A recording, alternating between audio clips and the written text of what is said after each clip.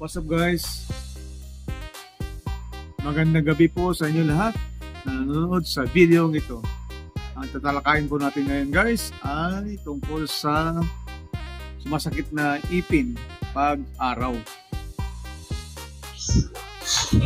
At kung kayo'y mga baguhan pa lamang sa aking channel guys, pag-pindot lamang ang subscribe button at notification bell para lagi kayong updated sa mga bagong videos na ina-upload ko sa aking channel sa YouTube. Intro muna tayo guys! What's up guys? Welcome to my vlog. Welcome to our generic channel. You're my sweetest addiction. You're my strongest inspiration. I've been reading books of all the legends and the myths, Achilles and his gold. Hello, ang gagawin guys pagka sumasakit ang ipin, lalo na pag araw at malayo pa ang gabi guys, yan ay madaling sagutin lamang. Pupunta lamang kayo sa dental clinic.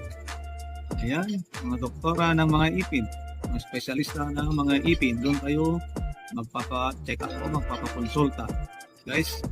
At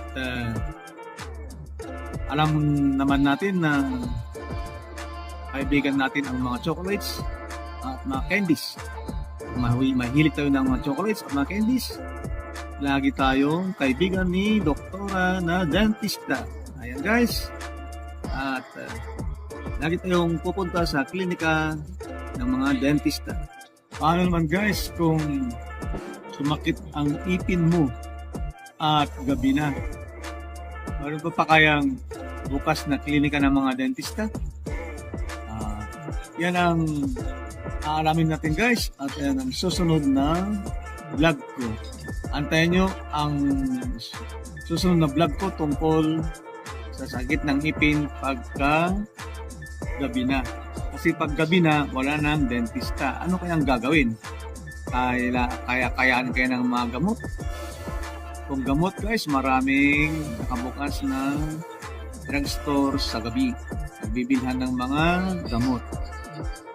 Ang problema, kaya-kaya kaagad-agad na parang magic na gagamutin yung mga sakit ng ipin agad-agad pag uminom ka ng gamot.